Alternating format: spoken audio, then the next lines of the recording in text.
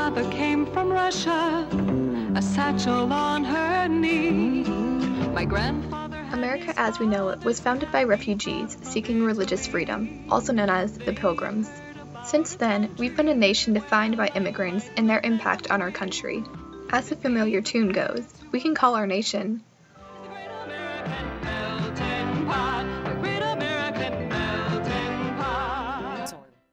Yet in recent years, we've run into a new issue: terrorism. All 3 bombs exploded outside the airport building. This is likely an ISIS attack. This is the new normal now.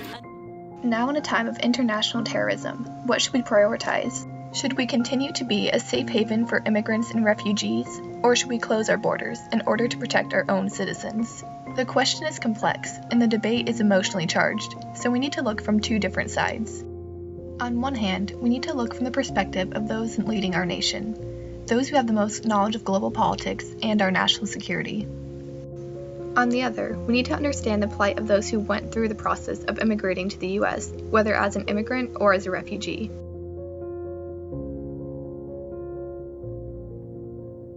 The most important role of the government of the United States is to protect the American people and the homeland.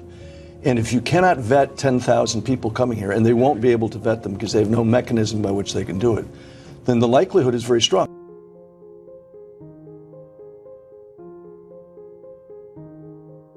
My name is Feroz Mohammed.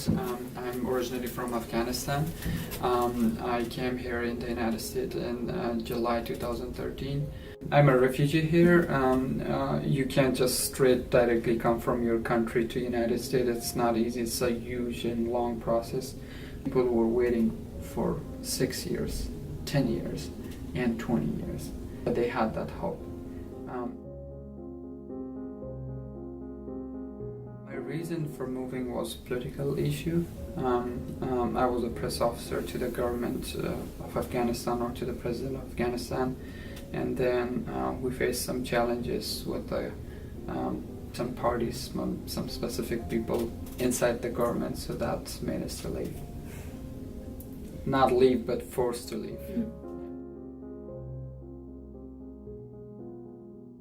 She was a member of parliament. She was the youngest member of parliament for the government of Afghanistan, or for the parliament of Afghanistan. And then after her term finished in parliament, she was the first female spokesperson in the history of Afghanistan. But what we accomplished was, when she was in parliament, building schools for girls. We put ourselves in danger. She got attacked because of building school for girls and hospital for women. We did a lot of accomplishment, but our dream is still not completed, so hopefully one day we will complete that. Even refugees with great character and inspiring stories have to wait up to 20 years to get accepted to move to the U.S. One of the reasons why may be that many believe we should support current Americans first. People over here is hungry, is starving too. We need jobs, to take care of our family. So why can't we take care of Americans first and then take care of them, later? I know they're good people, but we got to look out for the American first. That's what I'm saying.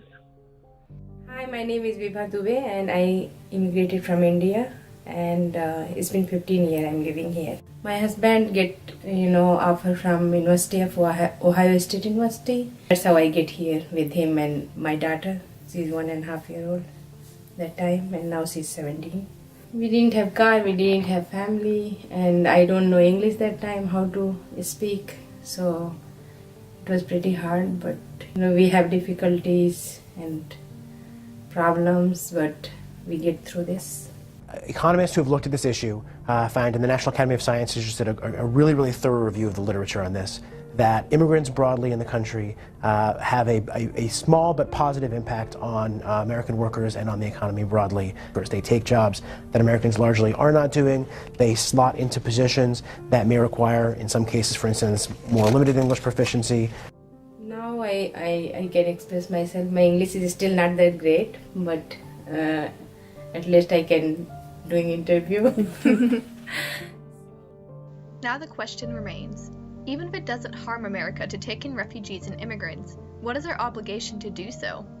The fact of the matter is, right now, the world is facing a refugee crisis. And if America, one of the world's top leaders, doesn't provide a humanitarian example, who will? We don't feel safe anywhere in the world. Here because of our religion, going back home is either Taliban or ISIS or whoever is in power. So it means we don't have a place in this world. But then we are thinking with ourselves, well, what we did wrong? We didn't do anything wrong. I have a dream for my both sons. I want them to be very well educated. In our time, I grew up in a country that it was in war. So what I'm remembering from my childhood is just fight, killing, and nothing else. And schools, it's just by name school. But for my kids, they have the best opportunity here.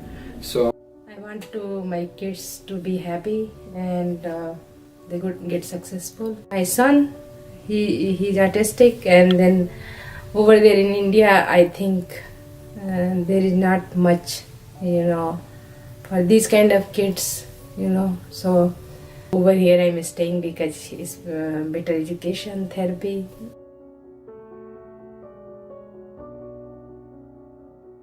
I feel like the flag was there and I feel good.